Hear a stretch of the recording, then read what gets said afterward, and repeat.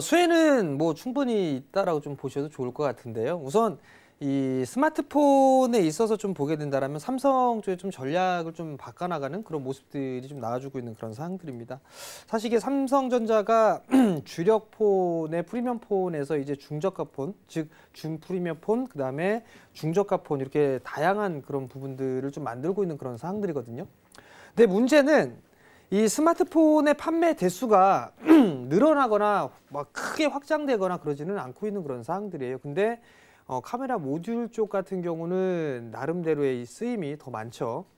과거에는 뭐 하나만 달려있다면 듀얼에서 쿼드러블까지 넘어가는 그런 부분들을 좀 볼 수가 있을 것 같은데, 결국은 이 삼성 쪽에서 갤럭시 S와 중프리미엄급 A 시리즈 중심으로 재편이 좀 되고 있는 그런 사항들이고, 특히나 신흥시장 쪽과 프리미엄 그 폰 같은 경우는 중국 쪽과 인도, 베트남 이런 곳에 좀 다양하게 공략을 하고 있다라고 좀 보시면 좋을 것 같은데, 눈여겨봐야 될 부분들은 중국 쪽에 있어서의 이 삼성의 점유율이 거의 없었습니다. 근데 이번에 갤럭시 S10이 상당히 좀 좋은 반응을 좀 얻고 있다라고 보게 된다라면 충분히 뭐 수혜는 받을 수 있다라고 좀 보셔도 좋지 않을까라고 좀 판단이 됩니다. 결과론적으로만 좀 보게 된다라면 판매 대수는 큰 폭의 좀 성장보다는 어느 정도 예상한 범위 내에서 플러스 마이너스 오차가 좀 있겠죠. 그 정도로 뭐 크게 상회할 것이다라고 좀 보여지진 않아요. 다만 이제 어느 정도의 흐름들이 좀 나오게 된다라면 카메라 모듈 쪽 같은 경우는 충분히 수혜를 좀 받을 수 있지 않을까라고 좀 판단이 되고요. 그리고 1분기 쪽에 있어서는 실적이 좀 상당히 좋겠다라고 좀 보셔도 좋을 것 같습니다. 결국 카메라 모듈 기업들의 확장 가능성도 좀 염두를 해둘 그럴 필요성이 있지 않을까라고 좀 판단이 되는데, 이미 이러한 부분들 같은 경우는 주가에 다 반영이 되고 있는 그런 사항들입니다. 근데 추가적으로 더 상승을 해줄 수 있는 그런 종목군들이 어떤 것들이 있을까, 이 부분들을 좀 체크를 해봐야 되지 않을까라고 좀 판단이 되는데요. 결과 뭐 주가적인 수준으로 놓고 봤을 때는 뭐 파트론이라는 기업이라든가 혹은 파워로직스라는 기업들 52주 신고가를 좀 기록을 하고 있었죠. 마찬가지로 이 기업들도 탐방을 다녀오고 난 이후에 여러분들께 좀 말씀을 드렸던 기업이었습니다. 파트론 같은 경우는 상당히 좀 큰 폭의 성장을 좀 여기서 나와주고 있는데, 이게 차트예요. 차트가 잘 안 보이실 수가 있을 거예요. 4개의 기업인데 이 기업이 파트론입니다. 신고가죠. 그 다음에 두 번째 있는 부분들이 이 기업이 파트론이에요. 세 번째 기업이 MC넥스입니다. 그 다음에 네 번째 기업이 옵트론텍이에요. 그러면 파트론과 파워로직스는 삼성전자의 1차 벤더입니다. 파트론과 파워로직스가 1차 벤더인데 이쪽의 수혜가 가장 크다라고 보시면 좋을 것 같고요. 그 다음 밑에 있는 쪽은 MC넥스라는 기업이에요. MC넥스라는 기업인데 카메라 모듈 쪽에 2차 벤더입니다. 근데 여기에서 끝나는 게 아니라 MC넥스 같은 경우는 자율주행에 관련돼 있는 카메라 모듈까지도 좀 생산을 하고 있거든요.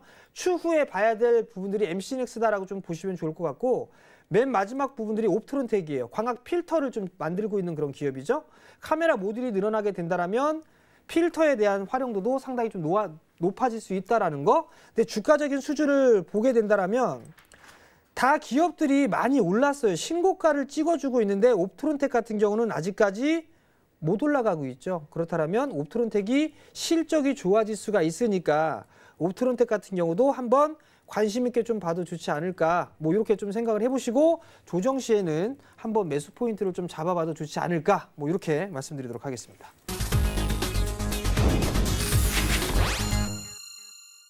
그동안 이제 중국에서 계속해서 이제 중저가 형태의 이제 휴대폰, 우리가 이제 흔히 이 가성비가 좋다라는 휴대폰을 계속해서 냈고, 이에 대한 이제 호응도 얻고 있는 상황에서 어떻게 보면 좀 뒤늦게 아무래도 이 부분을 좀 선점하기 위한 노력을 했다라고 보고 있는데, 이제 오늘 이 부분과 관련해서 사실 카메라 관련 모듈 주가 굉장히 좀 강세를 보였던 하루였던 것 같습니다. 앞서서도 얘기했지만 뭐 파워로직스도 마찬가지고요. 뭐 나노스나 세코닉스, 뭐 제형솔루텍, 더구전자까지 계속해서 좀 대체적으로 강세를 보였는데, 사실 저는 이 카메라 모듈 분야에 대해서는 좀 긍정적으로 바라보고 있는데, 이 스마트폰 자체가 이제 고사양화 전략으로 계속해서 나가고, 이에 따라서 이제 하드웨어도 계속해서 이제 발전해 나가고 있는 이런 상황에서 다 이제 공통적으로 내세우는 부분이 있다라고 하게 되면 이 카메라죠. 그렇기 때문에 앞으로도 이에 따른 성장성은 좀 긍정적이다라고 보고 있고, 이제 플래그십 스마트폰, 어떻게 보면 이제 좀 고가형 이제 휴대폰 같은 경우도 이제 좀 어떻게 보면 시장성이 좀 정체되고 있는 부분은 분명 맞습니다. 그러면서 이제 오늘 보였던 이 삼성전자처럼 이 중저가 스마트폰에 좀 대체적으로 좀 전략을 두고 있는 이런 모습인데, 오늘도 이런 중저가 폰에서도 심지어 멀티 카메라가 도입이 됐다라는 점에 좀 주목할 필요가 있을 것 같습니다. 그러면서 앞으로 이 카메라 모듈 관련주들은 아무래도 이 레버리지 증가와 더군다나 뭐 이제 좀 매출에 대한 기여도가 좀 늘어날 것으로 전망하고 있습니다. 이제 카메라 모듈에 대한 좀 안 좋은 부분이 있다라고 하게 되면 이 기업들이 대체적으로 이 전년 대비 이 공장 가동률은 분명 좀 줄어들었습니다. 하지만은 계속해서 이 수요가 확대되고 있기 때문에 이 가동률도 계속해서 늘어날 전망이고, 이에 따른 뭐 수혜도 앞으로도 뭐 충분히 기대해 볼 수 있겠습니다. 그래서 결론부터 말씀드리게 되면은 뭐 오늘 뭐 파워로직스 뭐 앞으로 이제 1분기 실적에 대한 뭐 긍정적인 뭐 오늘 매수 의견, 뭐 의견과 함께 또 한 번의 상승도 보였고, 최근에 이제 LG 이노텍도 이제 뭐 계속해서 이 카메라 모듈 관련해서 이 공장에 대한 이제 투자까지 발표하게 되면서 관련주들이 계속해서 강세를 보이고 있는 이런 모습인데, 저 같은 경우는 이제 관련주들 중에서 이제 뭐 탑픽을 뽑으라고 하게 되면은 저는 이제 LG 이노텍을 좀 긍정적으로 보고 있고요.